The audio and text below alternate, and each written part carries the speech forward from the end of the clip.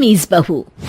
सभ्यता से भरपूर शास्त्री परिवार की इकलौती बेटी मोहिनी को बचपन में ही पढ़ाई के लिए विदेश भेज देते हैं, जहां से वो सालों बाद ग्रेजुएशन पूरी करके इंडिया वापस आती है, जो अब संस्कार, सभ्यता, संस्कृति जैसी चीजों से कोसों दूर होती है। एक सुबह मोहिनी शॉर्ट ड्रेस पहने, कानों में हेडफोन लगाए जोर जोर से इंग्लिश गाने गाती हुई घर में घूम रही होती है। सुबह सुबह भगवान का नाम लेते हैं, राक्षसों की तरह चिल्लाते नहीं। पॉप्स, आपको अच्छे गाने की बिल्कुल समझ नहीं है, so take a chill pill. अरे मोहिनी, पापा से ऐसे बात करते हैं क्या? सारी तमीज भूल गई हो। ओह मॉम प्लीज, इतनी बड़ी भी कोई बात नहीं हुई, सो डोंट ओवर रिएक्ट।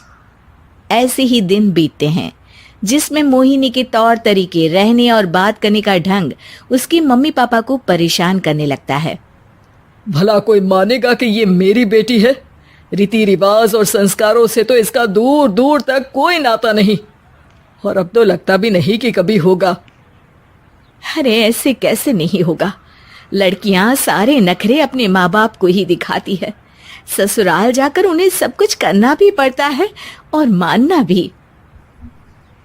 पत्नी की बात शास्त्री जी समझ जाते हैं और कुछ ही दिनों में अपने से भी ज्यादा धार्मिक परिवार में निखिल के साथ मोहिनी का रिश्ता पक्का कर देते हैं।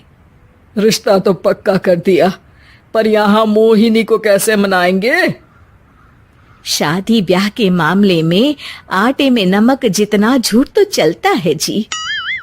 इसी तरह एक के बाद एक तिकड़म लगाते हुए दोनों मिलकर मोहिनी को शादी के लिए तैयार कर लेते हैं और मोहिनी निखिल की शादी हो जाती है, जिसके अगले दिन से ही मोहिनी दोबारा अपने पूरे अवतार में शॉर्ट ड्रेस पहनकर घर में घूमने लगती है। बहू को ऐसे देख सास की आंखें फटी की फटी रह जाती हैं।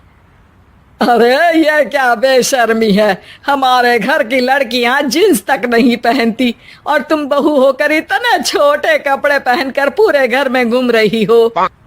सीरियसली मॉम, प्लीज आप अपनी इस 80 के दशक वाली सोच में मुझे इंक्लूड मत करो। हाय तौबा, एक तो बेशर्मी दिखाती है, ऊपर से सास के साथ जुबान भी लड़ाती है।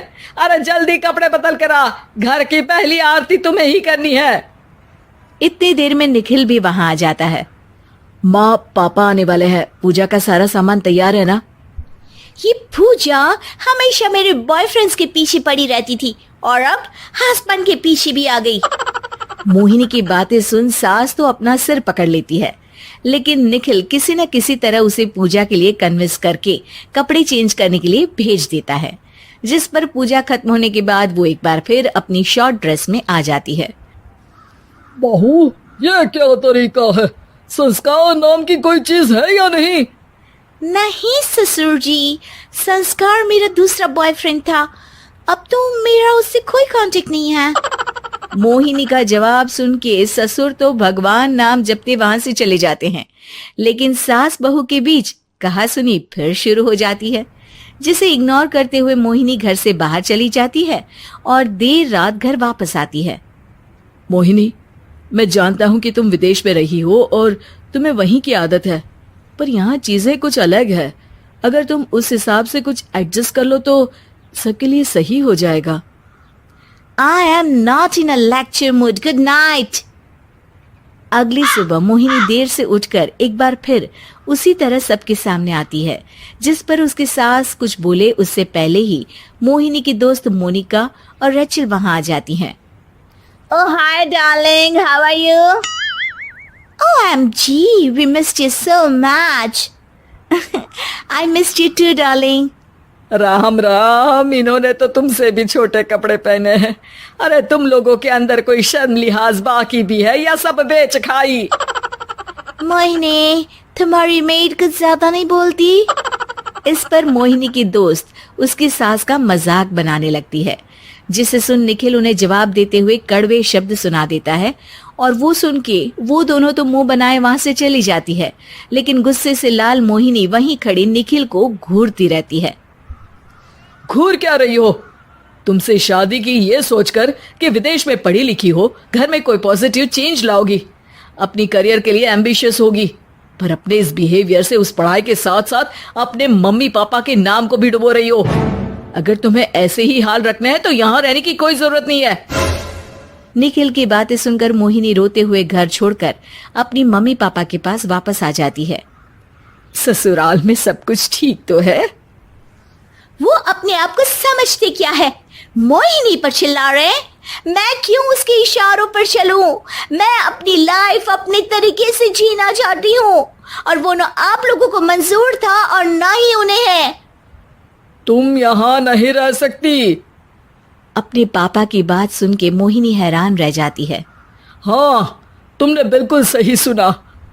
अगर तुम्हें अपने इस घमंड, बेशर्मी और बदतमीजी में ही जीना है तो तुम यहाँ भी नहीं रह सकती।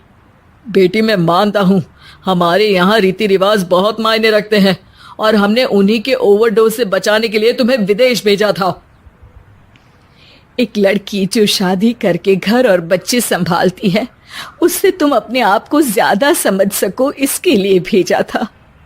तुम उससे ज्यादा समझो और बनो, पर तुम तो किसी दूसरी ही ट्रेन में चढ़ गई बेटा। उसके मम्मी पापा बहुत देर तक मोहिनी को सारी बातें समझाते हैं, जिन्हें सुनकर मोहिनी को अपनी गलती का एहसास होता है। वो जॉब ज्वाइन कर लेती है और ससुराल वापस आकर उन्हें मॉडर्न बनाती है और खुद भी कुछ रिवाज सीखते हुए खुशी से रहने लगती है।